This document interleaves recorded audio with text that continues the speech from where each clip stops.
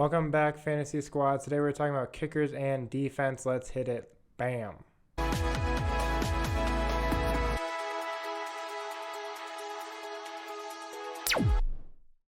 Welcome back, squad. Today, like I said, we're talking about kickers and defense. Let's jump right in. So we're going to start with defense. Defense, basically, you don't want to draft a defense in the first ever. You don't want to draft them until the final 2 rounds. I would take a defense over a kicker first, but it also depends on the layout and what's available on the board and all that good stuff.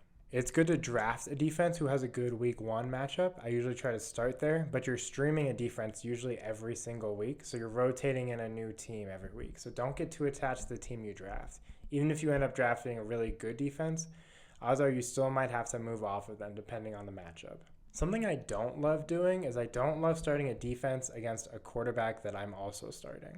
So, for example, and I would never do this, I would never play a defense against the Chiefs. But let's say I have Patrick Mahomes and I am playing a defense like the Raiders or something like that. The Raiders had some success last year against the Chiefs, right? But I would personally never do that because anytime Mahomes throws a touchdown, it loses points on the defense. So your 4-point passing touchdown plus the yardage, whatever, will end up being subtracted by the defensive score. So let's say you get 4 points for the passing touchdown, you would lose 1 for the defense, right? Because they give up 6 points. So you're not getting the full potential that you potentially could be getting. Now, does that mean the defense will be having a bad week? Not necessarily. You could have fumbles. You could have other ways that they score. But primarily, if you are starting a quarterback, I wouldn't start the defense against them that week. Defenses are pretty volatile. I try to get one that has the most turnovers, right? That's kind of my goal because turnovers get you points. And every defense is going to give up scores unless they shut out the opponent, which is pretty rare.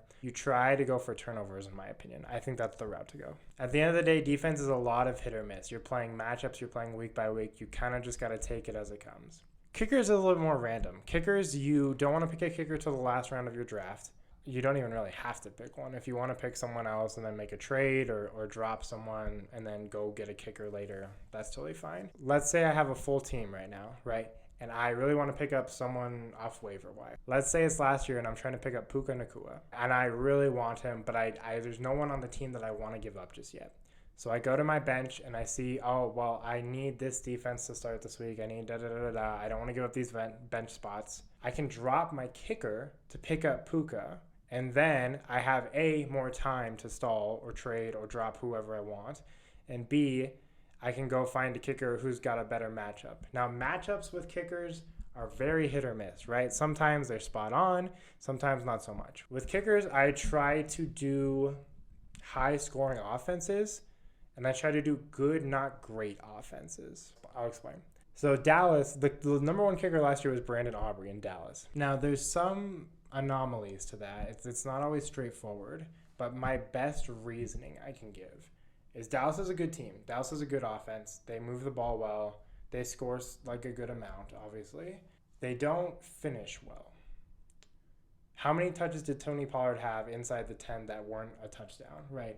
If you were a Tony Pollard owner, way too many. I would prefer someone on a good offense, but not a great offense. I don't necessarily want the Chiefs kicker, although he's really good and it's good to have a good kicker. Harrison is much better kicking than most kickers in the league, honestly. You can do a lot worse than Harrison. But if I have like the first pick of kickers, I'm not taking Harrison because I think I trust that offense a little bit more than Dallas's offense, and I don't actually want the elite team. I want a step below. So if I have free pick of a kicker, again, I'm picking someone on a good offense, but not a great finishing offense, which is hard to evaluate pre-season. In the season, you kind of have to wing it a little bit and see who has a good offense that can get me down the field, but who's not good enough to score a touchdown. So that's what I go for when I go for a kicker. I also don't reach for a kicker, really. I try to kind of take what's given to me. Kicker is kind of a shot in the dark. You can drop a kicker, pick up a new one. No one gets too attached to them unless you have like a Justin Tucker because he's amazing and there's a lot of hype around his name, stuff like that. I also wouldn't pick like the Detroit Lions kicker because Dan Campbell is crazy and just goes for every 4th down on the planet. So just kind of know the team, know the offense you're in, and kind of know the situation before you take the kicker. Thanks for staying to the end, guys. Check us out on our other platforms, Twitter, the rest of our videos, all that good stuff. Thanks for hanging. Peace.